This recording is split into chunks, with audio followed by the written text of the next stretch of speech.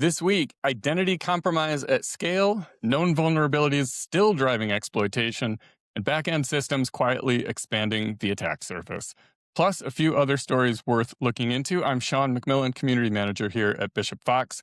And this week, I'm joined by Justin Grace, founder and CEO of Xcelligence, and Dan Petro, Senior Security Engineer here at Bishop Fox. Let's kick things off with identity. This from Security Week. Nearly 1 million user records compromised in Figure data breach. Basically, attackers using social engineering to compromise SSO accounts at fintech firm Figure, exposing nearly 1 million customer records. Dan, what's the scoop here? Yeah, I think before digging into like really the details of like the implications of this, I just want to acknowledge how weird of a story this is. So a malicious hacking group called Shiny Hunters, which is a Pokemon reference. So we've got a bunch of Pokemon nerds launched like a wide scale attack against Okta, which is fine. That makes like perfect sense. 'Cause, like that's where the money is. That's why you rob banks, right? So like you go where the identity is. That's why you would attack something like Okta. But then at first the breach sounds like kind of serious, but like here is like a fintech company. And so you think, what are the crown jewels here? What is the worst case scenario of like hacking a fintech company? Like, like PII isn't really it. So even though like, 1 million customer records is not great, the actual data that's within that is like maybe not as serious. There's like emails, like personal identifiable information. So Yeah. like that could have been a lot worse is like my first impression there. Do you think that organizations are over trusting identity providers inside their kind of segmentation model? Go ahead, Dan. Oh no, please. As I read this story, it was particularly concerning. We just went through a whole Okta implementation, and so I sort of stepped back and thought about this. And like, what are the alternatives? And if you look at sort of the cost benefit versus not doing something in SSO or not hooking all of your various assets in, the risk is so much higher to be from a manageability and identity sprawl standpoint. Can the vendors and Okta, just one name among many, do better? Sure, but this is not unusual. And the benefit of SSO and similar technologies is so much better than managing these things in disparate systems. So, from a business and executive leadership standpoint, I think this is one to note, but perhaps not be concerned about or pull your SSO implementation. If anything, it's look at it closer, make sure it's configured correctly, and you've got mitigating controls in place. Yeah, not Yeah, worth upsetting 100%. the apple cart. Yeah, I definitely wouldn't recommend going back to the bad old days of like having a separate password for every service that you own. Single sign-on solutions are like a very good thing.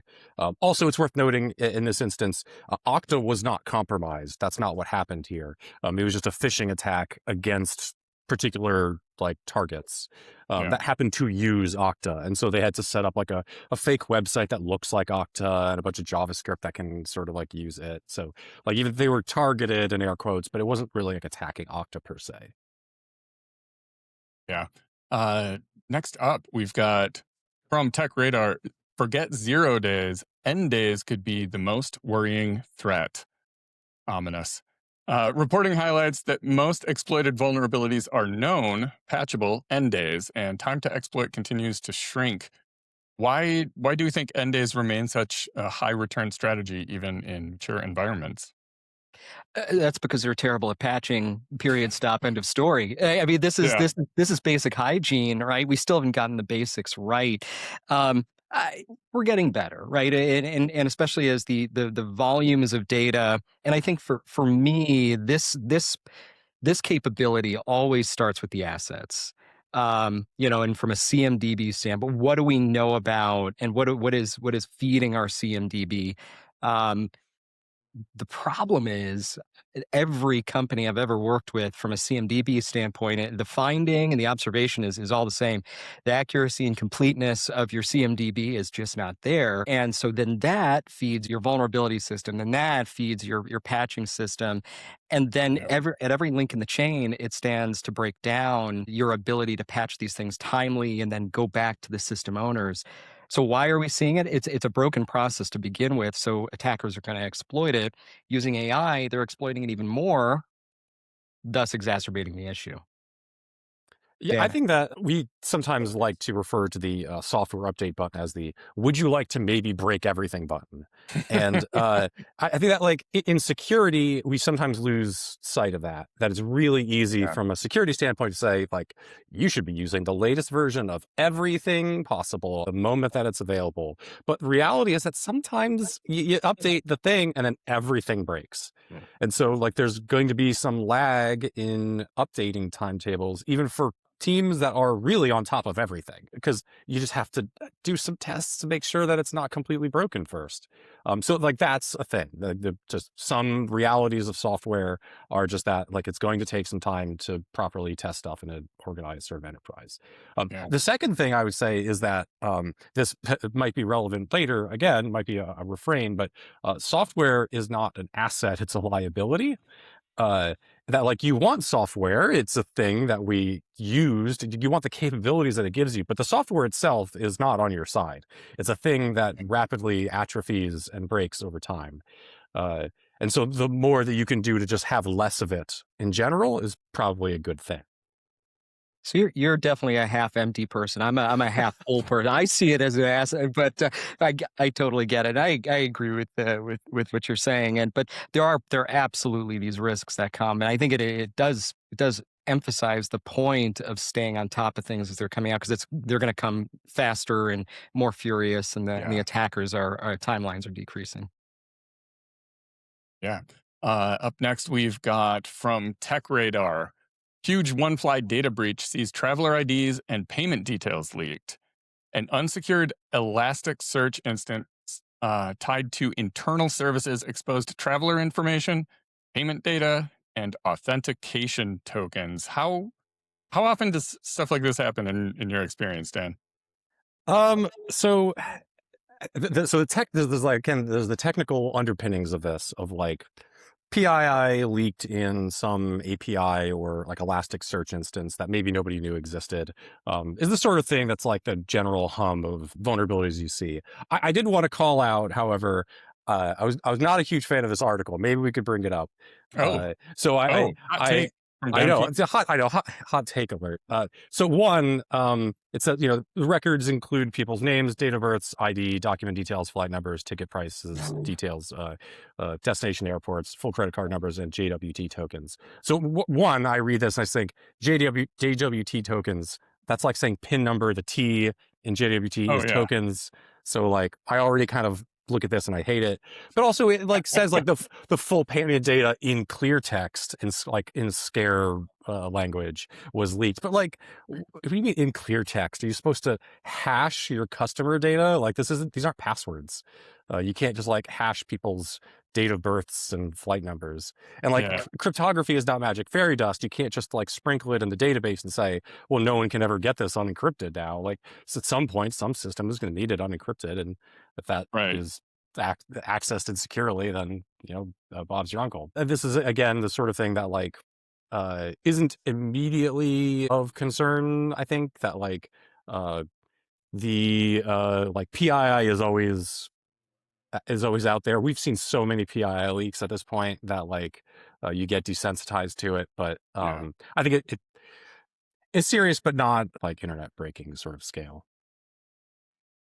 Yeah, and I think for me, the article sort of spoke to the fact that we're probably going to see a lot more, and we are seeing the rise of APIs and hooking into our systems and making them more interoperable. Therefore, it is important, it is vital that we've got a really good, secure product development and life cycle process, really making sure that we're testing for things like this. This is just pounded away in all of the testing that comes as you release. And this shouldn't have been shipped. This shouldn't have gone out the door. So where was the root cause failure when they were publishing this API? The other thing that this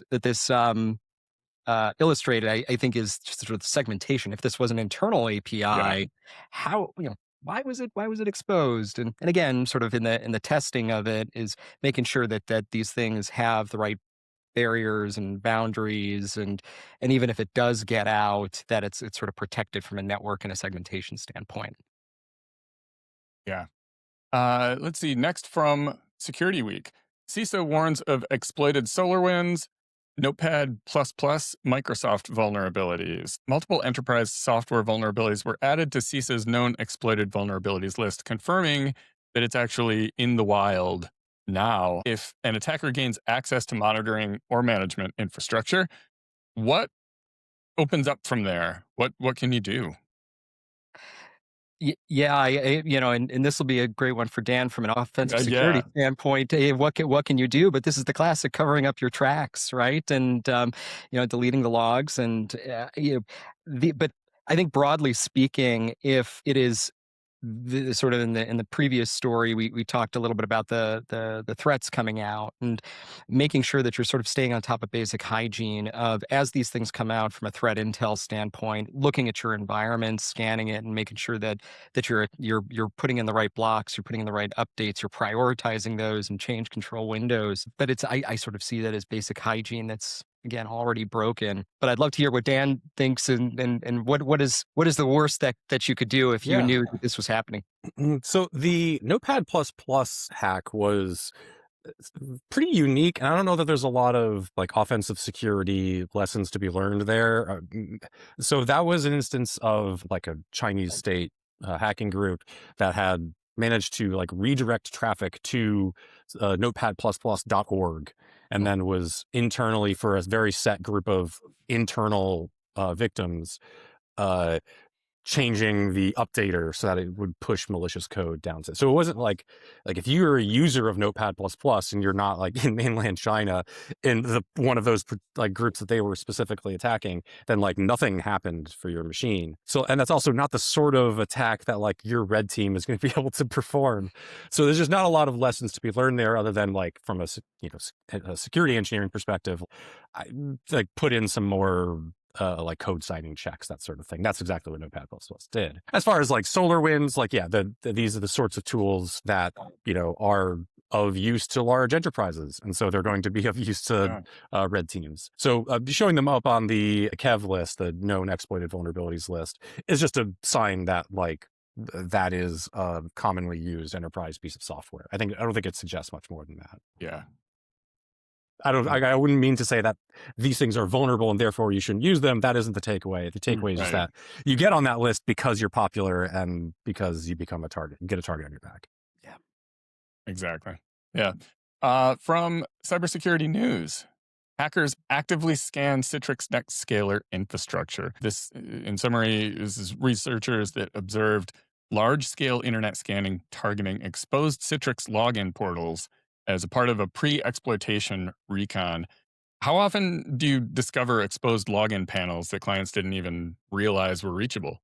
Yeah, so that happens all the time. We have like we're always on the lookout for like some orphaned piece of infrastructure, like there's Timmy's 13th birthday party.com Right. that is like, for some reason, stood up in the data center and gives you right there, and it's tragically insecure. That's like the exact kind of vulnerability that we're, always sort of on the hunt for a lot of our customers.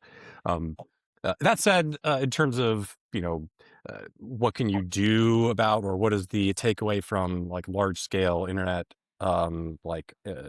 scanning activities, there's just not a ton to be done there, in the sense that like if you're on the internet, if it's publicly accessible, you're being scanned constantly. That's just Right. the background hum. That's just the level of exposure you get for being on the internet. Yep.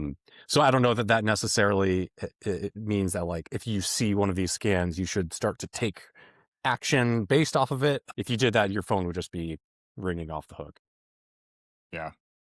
Yeah, and I think if you mean to put it on the internet, then great. There standard controls and things that you would expect to see to mitigate for this sort of thing. I've seen a lot of my clients that didn't mean for something to be internet facing, or Dan, to your point, didn't mean it to be internet facing for that long, and so then it came down to a question of, hey, did we test it? Was that a configuration? And how would we have even known?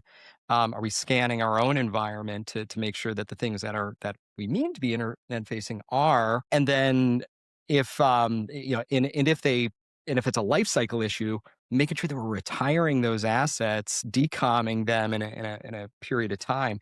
This is hard stuff, though, with an estate the size of any typical Fortune 500. So this is again it kind of comes down to good hygiene, good inventory, but it's hard. This is hard stuff.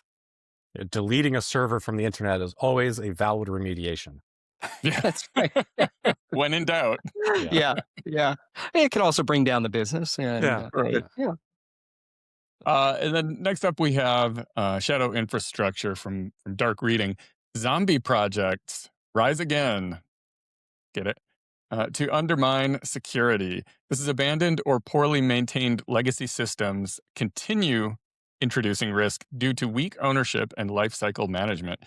So the root issue here, are we talking tooling, ownership ambiguity, governance? Like, who's on the line here? Who owns this? Yeah, there's I would say there's a relevant XKCD for this. There's the Nebraska relevant XKCD. It's kind of a software supply chain question around like, how do you manage all of the dependencies for a project that is important to business? Anything of complexity worth having as a business like piece of functionality has an incredibly complicated software supply chain these days. And so, like, how do you know that there isn't some core component within that is utterly abandoned, riddled with vulnerabilities, and will never get fixed? And that's worse. If it's open source, that's one thing. You can deal with that. You can try to fix this yourself. There's ways of upgrading it. If that's a piece of proprietary software, if this is some like a piece of abandonware, or if this is some like API that is only accessed via legacy systems now, that becomes a lot harder because now you have very little visibility into how to actually improve that system entirely. Yeah. And this just reminds me of the previous article around assets that you didn't know were there, or you're trying to end of life them, and you're trying to manage them through end of life. I think the one piece I'll add is, and we see this a lot with big regulated industries, financial services, healthcare, even manufacturing, life sciences, is they put assets into play that are used for a very long time, especially in the manufacturing environment. The useful life, and making sure that there is a plan for upgrading them, and that somebody is accountable, whether it be the business or a governing function that's reported consistently, and that things are end of life in a very structured approach. And if they can't be end of life, then you understand that what needs to be put in place around that to protect those core assets. But things are easy to put into play into production. They're hard to decom them, and then they're even harder to modernize. When you're trying to think about how we're going to do it better. So knowing that going in gives you the mindset of like, hey, we're putting this into production now. What are we going to do when the next best thing comes along, or when this goes end of life, or when it goes out of support? Really having that conversation in advance is a good technique. And finally, we have from the Cyber Express, Chinese bots drive traffic surge to Lanzhou website. Reporting describes a surge of automated traffic attributed to bot activity, raising questions about intent and signaling. So could traffic surges like this realistically be used to mask reconnaissance or staging elsewhere in an environment? Dan, I'll kick it to you. Go ahead, Sure. please. Yeah, I get this is another one of those headlines that is just deeply weird because the unusual activity was first identified in a number of Chinese language paranormal activity websites. So we're talking like ghost websites that I guess saw like doubled their like average viewership numbers for some time, and then eventually discover that these were bot activities. So doubling is, for a Chinese language ghost site, is probably not a ton of traffic, for one, and probably not indicative of anything necessarily malicious. I would guess that like somebody's building a scanner and they figured that this would be a good place to test it against. They're really So into like, the paranormal. yeah. So that's kind of what it seems to be. Obviously, I don't have any particular information about, in this particular instance, like what actually is going on. But I would guess that it's somebody's building a scanner. Maybe that's a wide, like internet scale sort of scanner, or maybe it's something more targeted, and they're just trying it out on a number of sites that they're familiar with. Maybe they happen to be ghost enthusiasts and are scanning some sites that they're aware of. So that was the first one that jumped out at me anyway. Yeah. And more, maybe more broadly speaking, extrapolating from this one example, when you see spikes in one part of your network as a big company, you're always asking yourself, is what's the real target, what's the real intent, and what what else could be going on here. And that's where I think the constant threat intel is really, really helpful, understanding your network and what you need to protect. And so if there's something going on over here, what might they be going after as a distraction?